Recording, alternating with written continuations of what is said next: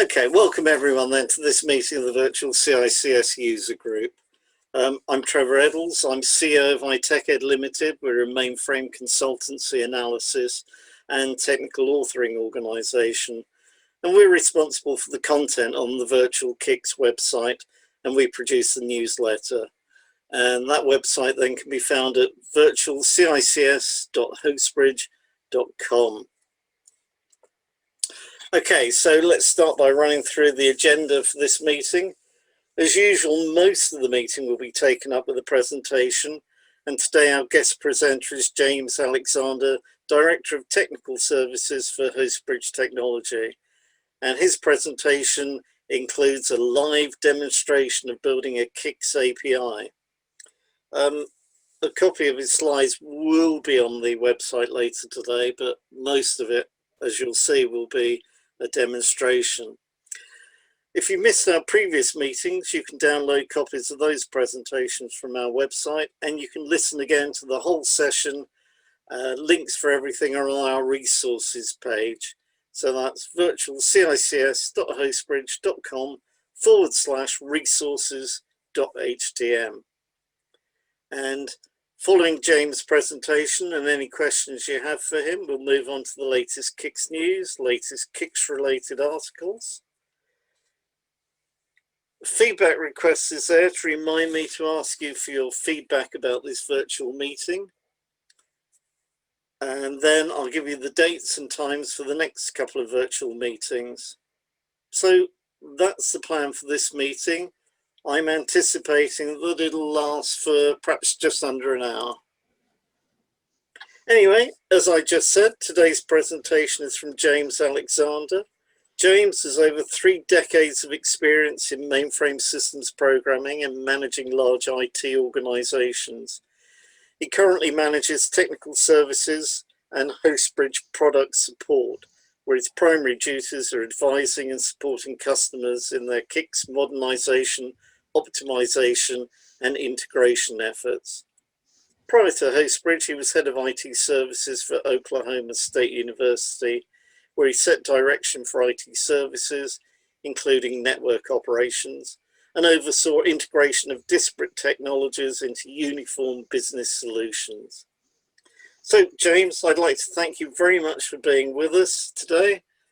Let me stop sharing, and that should allow you to share your slides. Thank you, Trevor. I think you can all see my screen now. Yes. You know, I've got a slide deck here with 13 slides, and I told Trevor I'm not a slide guy. I'm going to do this one slide that you see on your screen, and then we're going to jump to the demo. And in the demo today, we're going to do a clean sheet development of a web service. So that I'm going to start with a blank page, and we're going to develop a web service running directly out of the host. HostBridge runs and resides inside of CICS. Nothing has to be installed outside of CICS or on the desktop, except for the development tool, which you're going to see today.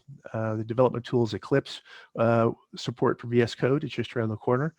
But today we use Eclipse to be able to develop these services.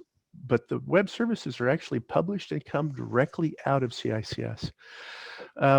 Lots of people need to have access to the host. Many applications on the host are 3270 applications where there is no clean separation between the business logic and the presentation. And in those scenarios, there's no easy way that you can call a common area program or channels and containers. You've got to run through the screens to be able to get the information and data out. Screen scraping is the way this has historically been solved, and it's not a very good solution. There's lots of problems with screen scraping. I'm sure all of you are very familiar with what they are. One of the bigger problems is just straight out performance. Trying to run a business off of screen scraping APIs on the back end, you very, very quickly run into bottlenecks and issues. With HostBridge running inside of CICS, we're able to provide that integration at a much deeper level, and also it performs orders of magnitude faster. And the development time using the tooling that I'm going to show you here today is very, very quick. So that's it for the one slide. So the first thing I want to do is I want to show you the application I'm actually going to create a web service for. You know what? I'm not going to do that first. I'm going to show you what we're going to be feeding on the back end here, the kind of web service we're going to build. So what you're looking right here is just a web page, and it's calling a web service. It's running out of HostBridge on the back end. And this is an old IBM sample application called Trader. It was probably written 20 years ago, maybe longer. And this is what the front of glass experience looks like for this customer. Now, the nice thing about when you create web services is those web services can be reused over and over again in different environments. So the same web service that's powering this web page can also power a mobile device, a telephone, all sorts of things, other applications living off the host. So this is what it looks like on the front end, but what's the application on the back end we're actually working with? So let me log into my CICS region if I can type. By the way, everything you see today is live. Nothing is canned. I want to log in as demo.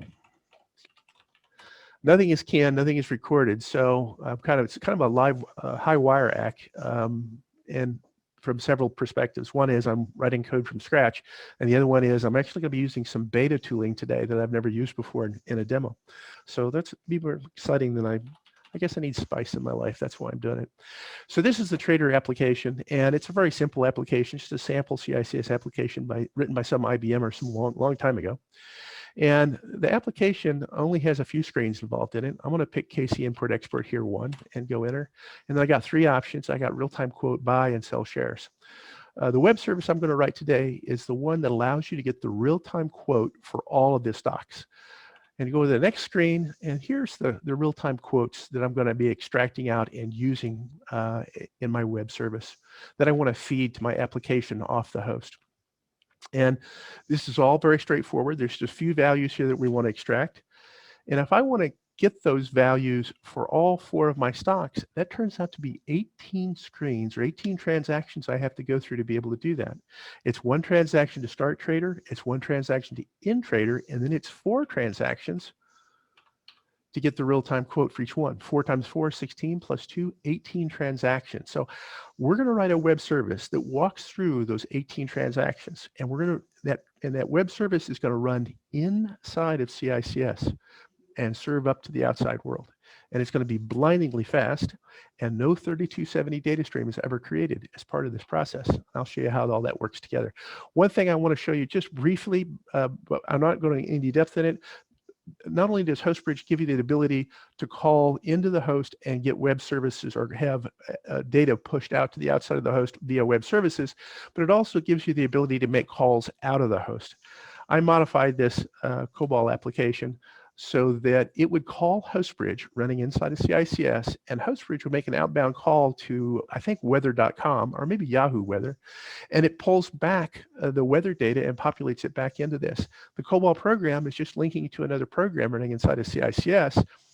HostBridge picks that up, makes the outbound call, gets back a JSON document, parses it, puts it back into the container, because the interface between those two is a channel container, puts it back into the container, and then the COBOL program displays the information.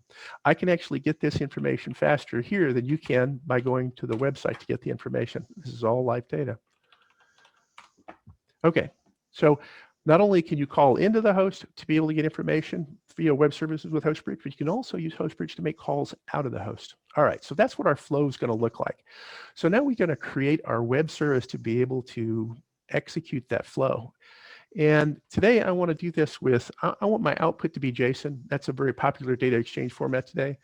Used to be XML not so long ago. And then before that, it was probably just plain old SOAP, which is also XML, but a more formalized version.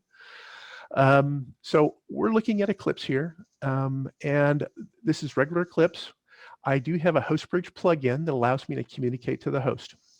And the way you create these web services inside the host with HostBridge is by using JavaScript. So I can take regular old JavaScript,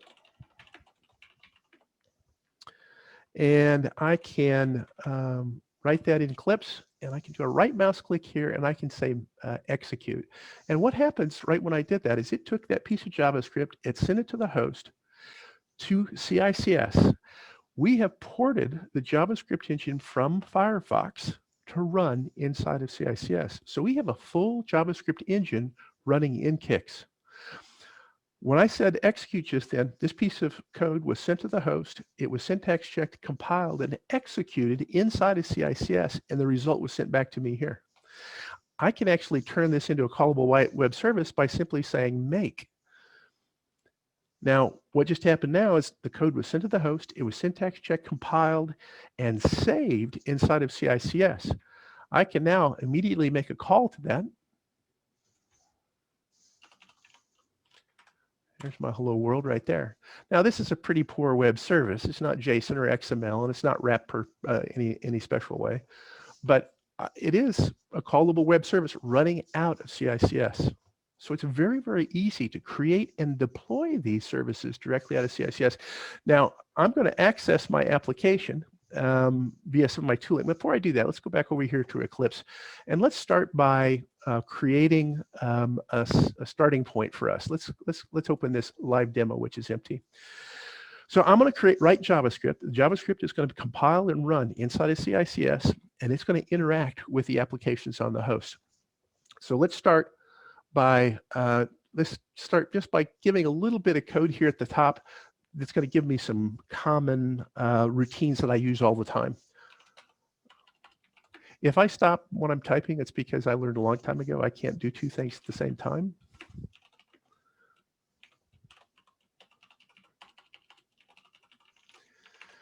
And that right there pulls in the HostBridge object. So we took this JavaScript engine that's Firefox and we ported it in. Obviously, that didn't give us any APIs into CICS. So we had to create some JavaScript objects that allow us to talk to HostBridge or talk to CICS inside of the host.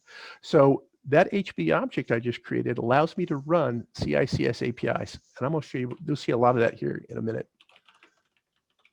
I want to pull in some packages that I've pre-written that are part of our distribution. Every customer has access to these packages, and they have a lot of common routines that all of our customers use over and over again, and I use whenever I write a web service.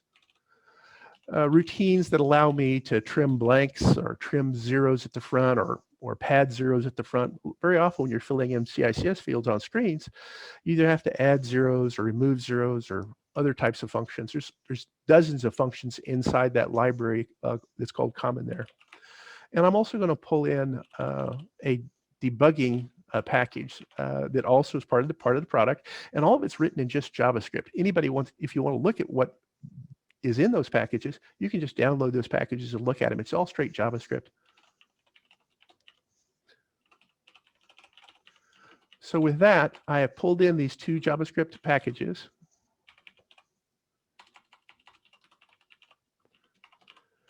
And I now can call transactions, and I got access to some of my common routines.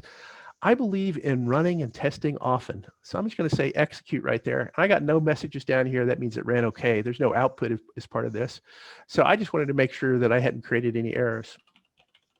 I'm going to pull one of my a method out of one of my packages that's going to set up so I can do debugging as I write my code.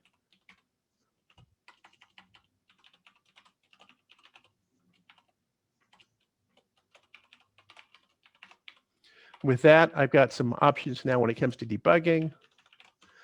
And with this one, I now can do some automated checks when I'm running some of those CICS APIs to make sure that I'm on the right screen, that I'm extracting the right data, that no events have occurred inside the application, and all that's done automatically. And again, it's just part of the distribution. Okay, with this, I now can talk to CICS. Let's run a transaction.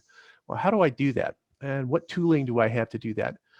And how am I going to access these fields inside the application? Okay, so here's where my early release software comes into play, my beta software that we've just put out. Now, this is just a straight web page. And this web page downloads into my browser, and it allows me to talk to HostBridge running inside of CICS. So this is the first transaction I'm going to be running, which is trad, just like I ran before. This is the host I'm connecting to and the port I'm connecting to. By the way, all the URLs you see here are actually live URLs that are published to the outside world. Now, I would appreciate it if nobody would log on and change any of the data while we're doing the demonstration. But after the demonstration, if you want to play around with some of the tooling or run the services that I'm writing, you can do that from your own desktops wherever you're at. Okay, so I'm going to connect to the demo host, port 80, and start to trade transaction. Now this looks like the same 3270 screen we were looking at a moment ago, except it's not. This is actually talking to CICS, to HostBridge running inside of CICS. HostBridge is actually running the transaction on my behalf, sending out JSON, and this web application that's loaded in my browser, it is actually taking the information that's in that JSON document and recreating this screen.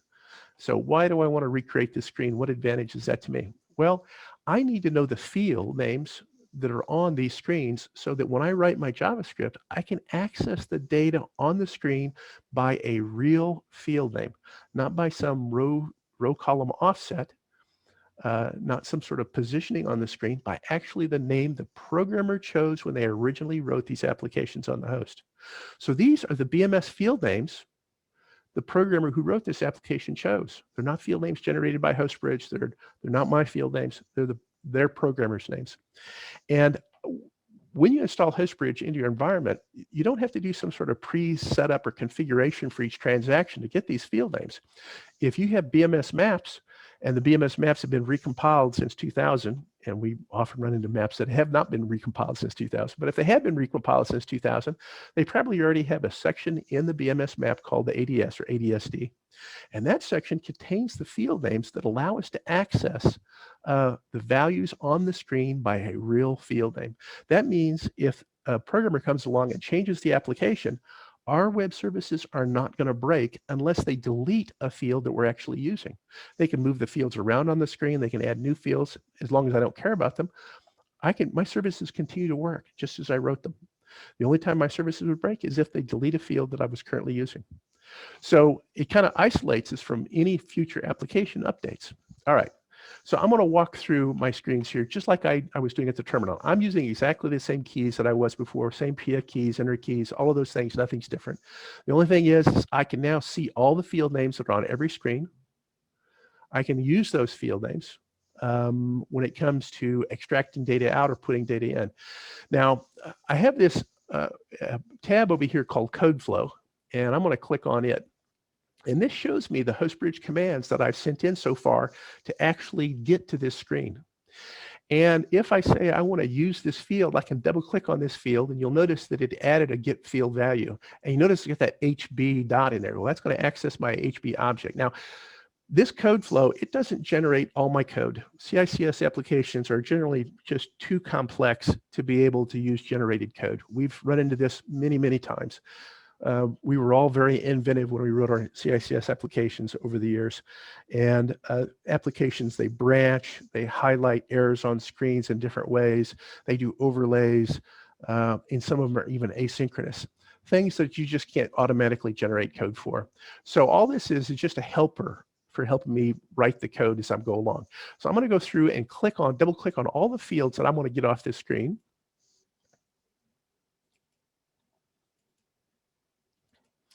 So those 5 fields are the ones that I want, and I'm going to go ahead and navigate out by hitting the PF3 key just like I would normally, and I'm out. So I'm going to take what's here and I'm going to copy it, and I'm going to go back over to my Eclipse. By the way, that was my beta software that we have still in beta. That I'm very proud that it actually worked without any errors here. So with that right there, I've now got kind of a little template of what my flow looks like. Now, some of this I don't need. I don't need the cursor position and the timeout. I'm going to use HB tran ID instead of HB entry. Now, so what this is doing is it's saying, okay, I'll do a set this parameter to this value, and then I'm going to press the enter key. And just like I would be at a terminal, that's going to take me to the initial trader transaction, the initial trader screen. This right here is actually the map that I expect to be on when I get past this. If I go back over here and let's run trader again. Down here at the bottom, you can see this is the map set and the map we're actually on. I can actually use that map to make sure that I'm ending up on the right screen as I navigate through my application. Now, remember, when I'm doing all of this, there's no 3270 data stream. There's no VTAM involved. I'm using the 3270 Bridge API to be able to call these transactions directly, and I get back a data stream that before it's integrated into the BMS map to do its presentation. I have sufficient information between the BMS map module, and the data stream that comes back that I'm able to recreate the screen, and I know all these field names. So that's how I'm generating all of this. And that's why there's no setup that has to be done after installing a HostBridge to be able to access a transaction. All the information I need to be able to create my service is available to me inside of CICS as it is, without any additions. Okay, so we're going through. I apologize, I'm receiving a call on my headset, so it's distracting me.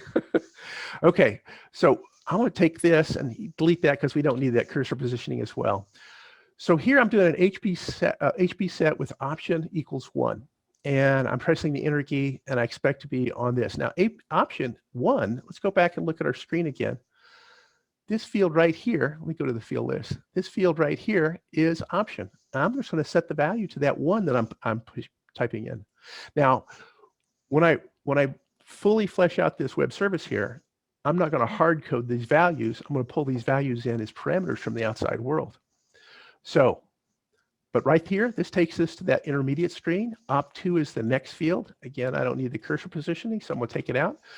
And the reason, you guys know what cursor positioning is on 3270, right? Very often you can put the cursor someplace and hit enter, and it will do a certain action. Well, the emulator that's running inside that browser, it doesn't know whether it's required or not on any particular screen, so it always sends it in. I know this application doesn't need cursor positioning, so I'm just going to take it out because it's a distraction. All right, so here I've navigated in to the screen that has these values. And you can see here, I've got the PF3 keys that back me back out again, already in my code as well. And then the final PF3 key down at the very end exits me out of the Trader application. That's why there's no map name here. So with right here, I'm navigating in and getting back out. Let's get these values out and do something with them. Let's just write them out for right now. That way we can see if we're actually getting to the screen. Oh, I don't want to quote there. We're just going to write them out without any text around them, just to make sure that we're getting to the right place. Oops, I copied too much, didn't I? I need to copy this.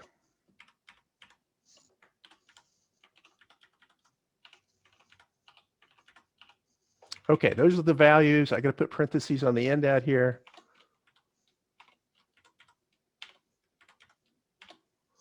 Okay, with that right there, I've started my transaction. I've navigated through the first screen by selecting, this is KC import export, selected the get real-time quote, and then I've got my values off the screen, and then I'm navigating back out again. Let's run that and see what happens.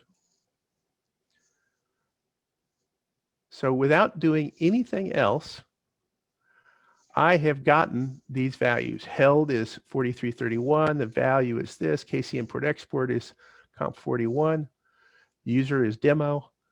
And the real-time price, the current share price for KC import export is 79 bucks. I just navigated on my host. And if I right mouse click this and save it, make it, I've got a web service. Now it's hard-coded values. I haven't passed any parameters in, but it's that easy to do the navigation. I've navigated into my screen and navigated into my application in 27 lines of code and exited cleanly to be able to get access to my application on the host. All right, so let's turn it into a web service. Now we got to get down to real business here. Okay. Let's start by wrapping. Well, how do we want our output to look? Let's start there. I'm going to go up here and I'm going to create a template of what I want my output to look like.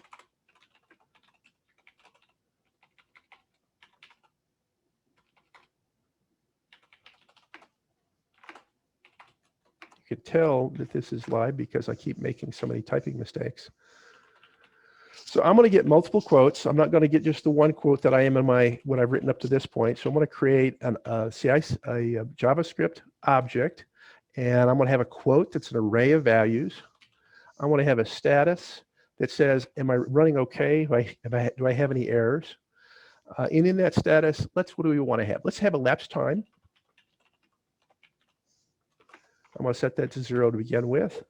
Transaction count, how many transactions or screens did I walk through?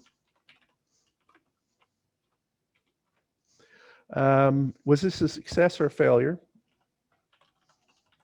And I'm going to set it to failure to begin with. And if I did have failures, what are my errors? So that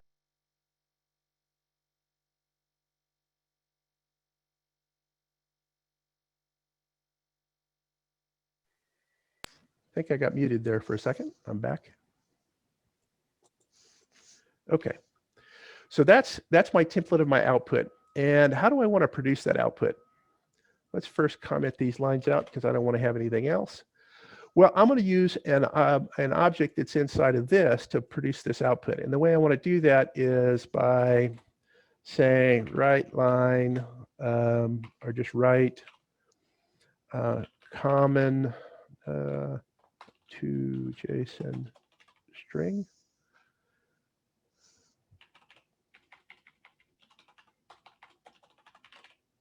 And then I'm going to pass response into it like that. And that's all it takes to take a JavaScript object and turn it into a JSON output. Let's run this again to make sure it's going to run okay. No, I made it instead of running it. Let's try that again. Execute. Okay. So that ran and it produced my JSON output. It's here. I better put this in a function that I can call. We'll call it terminate. That way I've got it encapsulated. And there's probably some other things I need to do in terminate. I need to make sure that I clean up my session and delete everything. So let's put in an HB_AID equals PF12. Now I know that the trader transaction, I can exit any screen off the trader transaction by pressing PF12. So that will always exit me out of trader no matter where you leave it at. And I want to tell HostBridge to delete the session. HostBridge has an active session it creates that has the resources necessary to run the transaction. It expires after 5 minutes by default, unless you change the timeout. But I don't want my session to stay around for 5 minutes. I want it to be deleted as soon as I'm done with it. Okay, so I've deleted my session. If I get to this point, I need to set my tran count. Okay, so HB response.status is response.status.tran count. So I want to set the tran count here. And that tran count is stored in my HB object. So that will do that, set that. And I also had a response time in there. Elapsed time, not response time. Oh, it's under status though.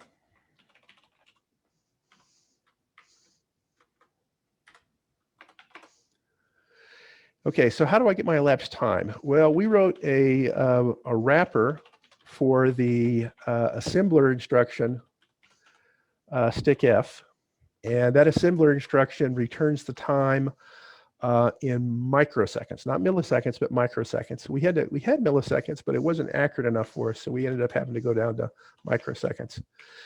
And I have to set my start time when I start at the very beginning. So elapsed time minus stickf. Okay, so at the top, I've got to get elapsed time set so I can use it. So let's go back up here to the very top before I do anything.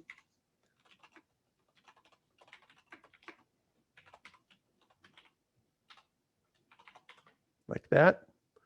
Okay, so now I should be able to get my elapsed time. I'm cleaning up my session. I'm doing all those kinds of things. I don't need this anymore because I'm cleaning up automatically. Let's call terminate here. and look at things over real careful. Let's run it again and see what we get. Okay, so now I got my elapsed time and I got my tran count as 6. Success is still false because I'm not changing it, but no errors. So far, so good. We're building up our transaction one step at a time. So if I've got to terminate, let's also create and initialize.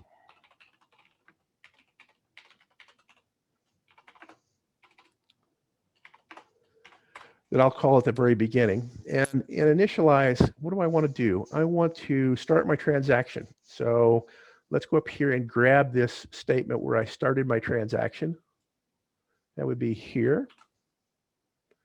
And I'm going to paste that here. And let's go ahead and delete these.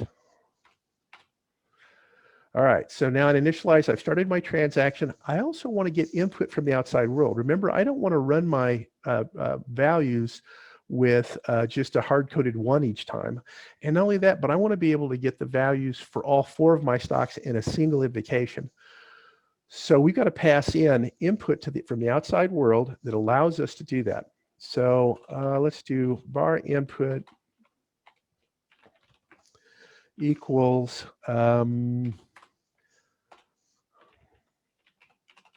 companies. So we have an object that allows us to get values off the query string. We can either get values out of the posted data sent in, so I could get a full XML document or JSON document as input, or I can just pass values in on the query string. And for the demonstration today, we're just going to pass values in on the query string.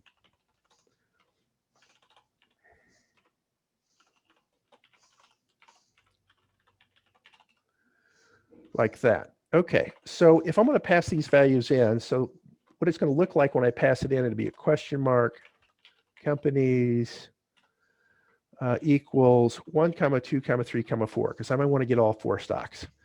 So if it's being passed in as that, I'm going to split my input based on a comma. What that does is it takes this value that's being passed in here, and it will split it based on the commas and turn it into an array in companies here. So companies will be an array. What if I want to have my output not just as JSON, but maybe I also want XML? Let's do that too, because I may have some applications that want to talk to me as XML. Like if I was talking to a Excel spreadsheet, Excel loves XML, JSON not so much. We'll call that variable type. But I don't want them to have to set it if they don't want to. So if it's not equal to XML, then it's going to be JSON. So anything other than XML and the type is going to be JSON. Okay, with that, I've got input. Okay, so from now on, when I test this, I really need to test this from the outside world because I'm passing my input in from the outside world. So I've got to get those values out there. I really need to return this input back to the calling routine. So, and I have to call it. So let's call initialize. Okay, initialize and then terminate. And initialize is going to start my transaction. This is going to end my transaction. I better stop doing these things for right now. Let me comment these out. Since I'm starting my transaction and running it separate, I'll pull these back in again when I get to that point. All right, so far so good. If I run my service now, it's going to fail because I can no longer get my input from just doing a right mouse click and execute. I've got to actually pass my input in from the outside world. So now I've got to do a make. Let's do a make. It's going to make it to live demo. Let's go back over to our web browser, and I'll just test using a web browser. I've got some tooling to allow me to test, but I'm just going to test using a web browser today.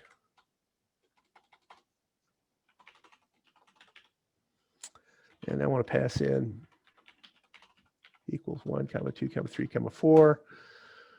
Well, there's my output. None of this is included yet. I'm not navigating any place. I'm starting Trader and I'm starting Trader initialize and I'm ending it in terminate. So I've got 2 there.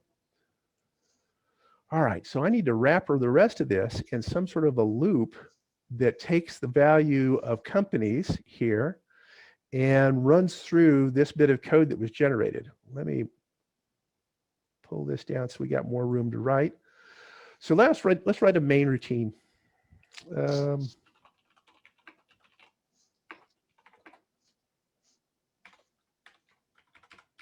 We'll put terminate and initialize in the main routine. Initialize is returning input. So far, so good. Okay, so what's on the end of input is my the companies I'm executing, or the companies I want to get quotes for. So let's do a for loop.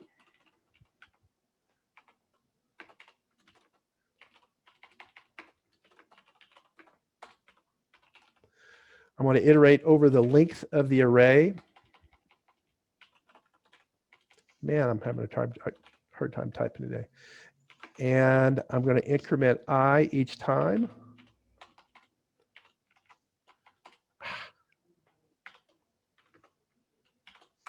Okay.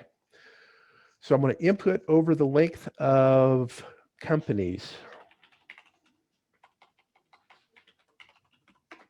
Like that. So what am I going to do each time I iterate over this array? Well, I want to call this code up here. So let's turn this into its own function. And we'll pass in the company number.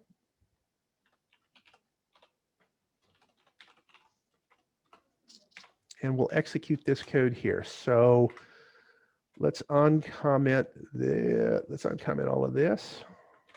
So the company number is going to go right here. So let's do company number. Okay, so option 1, company number. I press enter, and up on that screen, I set my option. Let's indent this because I can't. Okay, so then I'm going to get my values off the screen, and I've got to put them someplace. And at the end of my function, I want to end back up on the very first screen so I can select my next company.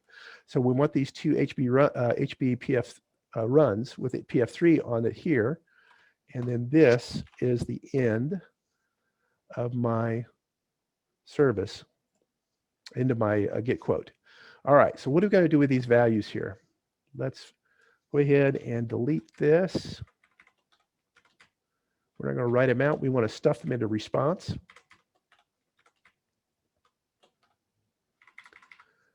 And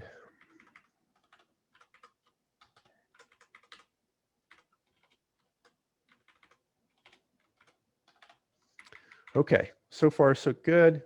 I got to stuff these into an object of some sort. Let's stuff them into a quote object. So I'm going to create an object called quote. I could probably do that right here. I'm going to say var quote equals, let's see, quote equals,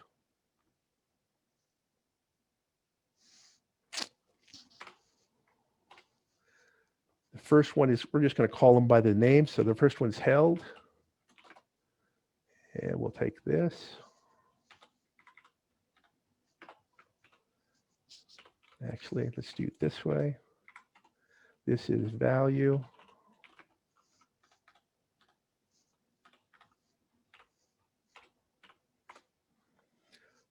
Company.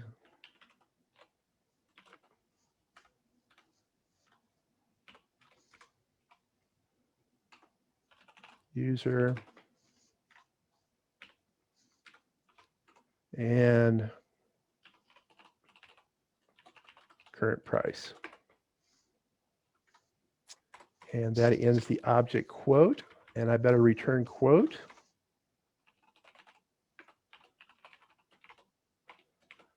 Well, I've written a lot of code and I've not tested it. Always a danger. Okay, so let's take a look at what we got. Selecting the company, pressing enter, selecting get real-time quote, pressing enter, getting the values off the screen, pressing the PF3 key twice to end back up on the company selection screen. Now, remember, the screen is being checked every time I go through this by this. So I'm making sure that I'm on the right screen. And also because I included this HB run proto, it's also checking for a bins or any other errors that might be occurring for me as well. So I'm checking the map I'm on. I should be checking the messaging. I'm probably not going to have time to do that as part of today's demo, but I should probably check the message field that's at the bottom of that screen. But we're going to skip that for right now. All right, so I'm calling quote. I'm getting it back. So let's do it here. So I want to stuff the values in the response quote array. So it was response quotes. Was it quote or quotes? We better go look. It was quote. So response.quote. And I'm going to use an array command called push. So this is going to push whatever value I supply here onto the array. And what I'm going to do here is I'm going to do get quote input.companies array subscript I. Okay, so this is going to call the get quote function. It's going to pass in the company number. And it's going to then push that result onto the array.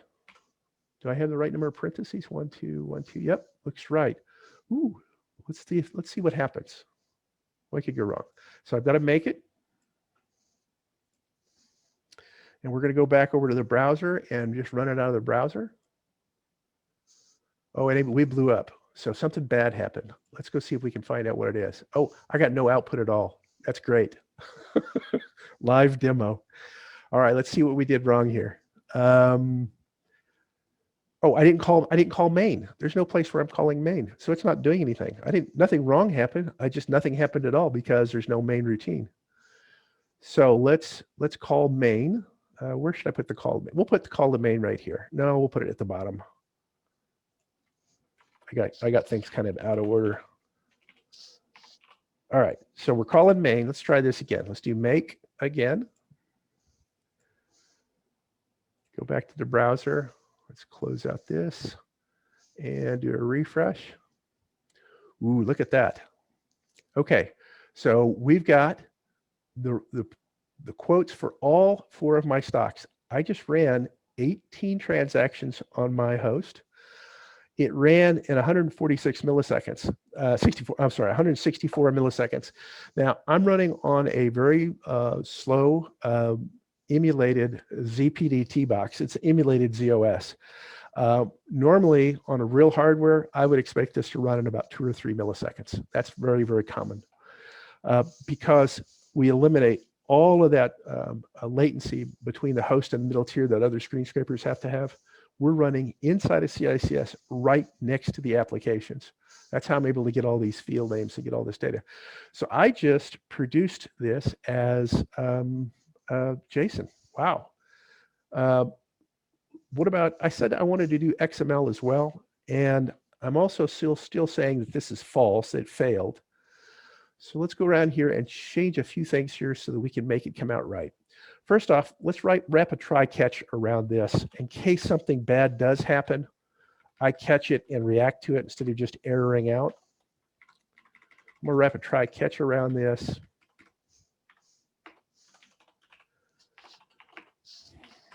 And if I get to this point and I don't have any errors, I'm going to say that my work is done and it's good. So that was status.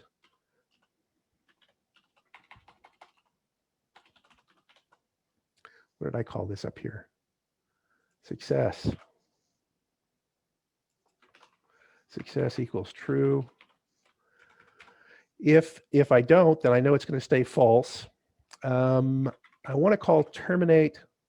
I want to call terminate under all circumstances. So I'm going to add a finally clause here. It's try catch finally.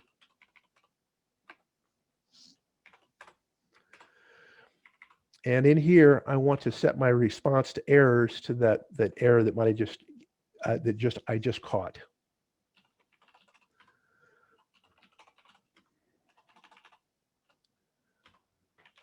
Was it errors or error? Errors.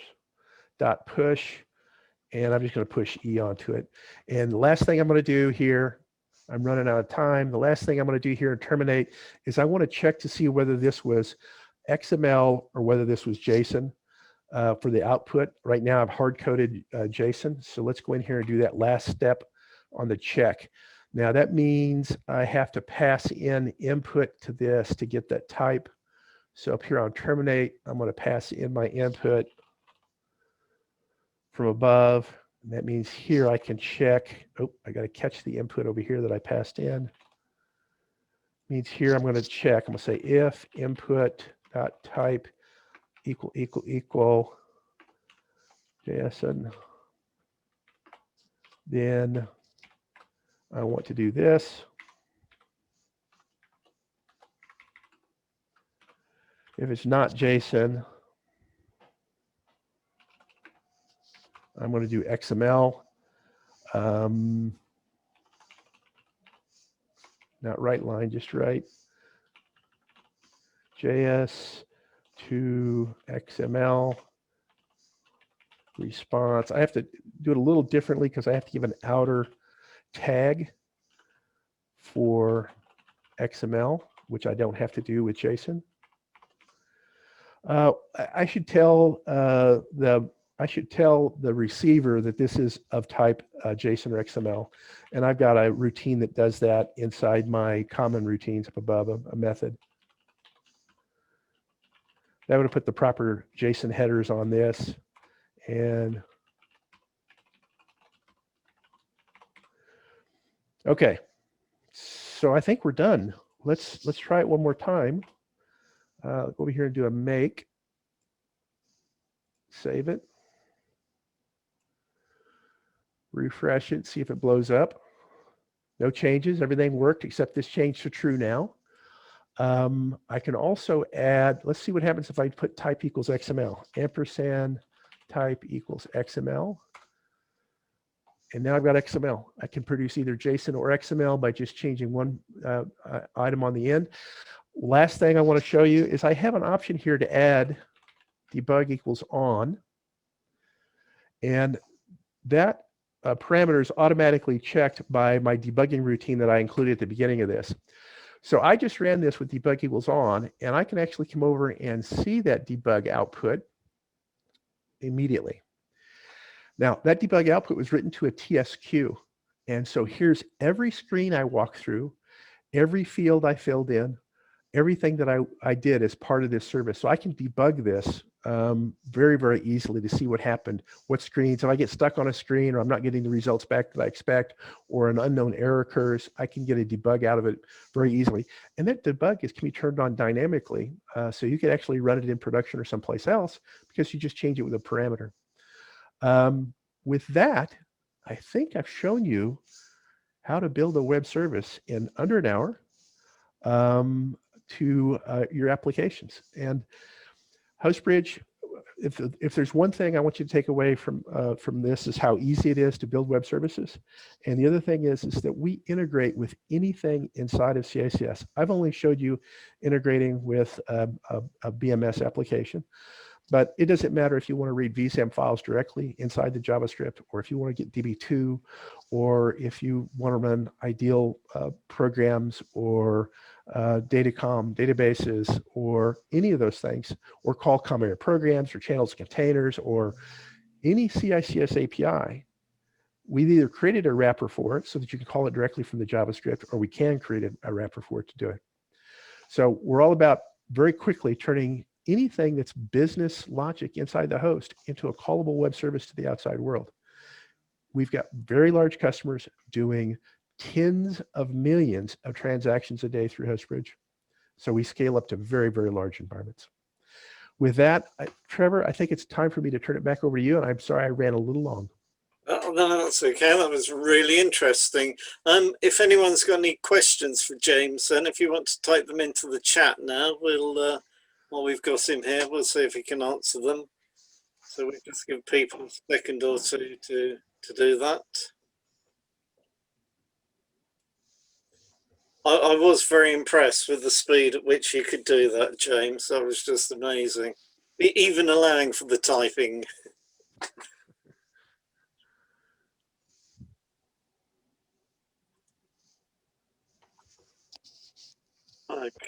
Anyone got any questions on? If you think of questions later, you can email me, or James, do you want to give everyone your email address and they could email you directly? It's just james.alexander@hostbridge.com. Okay, brilliant. So if you miss that, then yeah, send them to me. My email address will be on screen in a minute or two.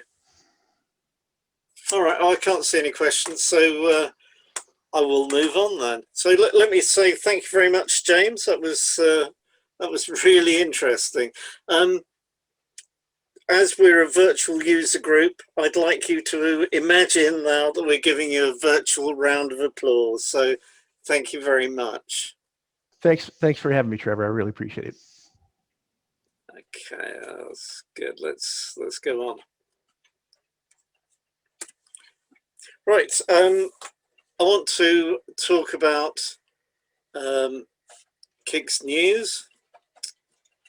I would do, yes. But unfortunately, I haven't seen any. So if you know of any announcements in the CICS arena, then if you could pass them on to me, that would be great. In terms of articles or blogs, then there was an article in Enterprise Tech Journal issue 1, and that was the optimal approach to CICS application performance tuning, and that was by Werner Zuli. And there's a link to that on our website. As always, can I ask for feedback about this meeting? You can comment on anything good and anything that you think we can improve on next time. My email address is on screen, or you can use the Contact Us page on our website.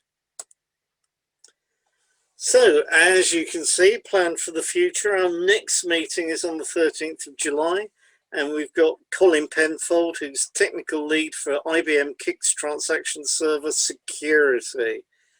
And he's going to be discussing what's new in CICS security. And then the meeting after that is the 14th of September, and we've got Colin Pierce, and he's going to be talking about collecting and analyzing CICS statistics. So just a reminder that you can keep up to date with what's happening in the world of CICS and the virtual CICS user group website by following us on Facebook and Twitter, or by joining the virtual CICS group on LinkedIn. And the URLs are all on screen, but they're all on our homepage, which is probably the easiest way of finding us. And if you use hashtags, then it's #virtualCICS. And everyone likes likes, so if you can like our Facebook page, that'll be brilliant. So that's all for this meeting of the virtual CICS user group. Can I thank you all for attending? Thanks to HostBridge Technology, the people who sponsor our user group. And of course, I'd particularly like to thank James Alexander for that demonstration. So that's it. Thank you all very much for joining the meeting, and hopefully see you all on the 13th of July. So thank you and goodbye.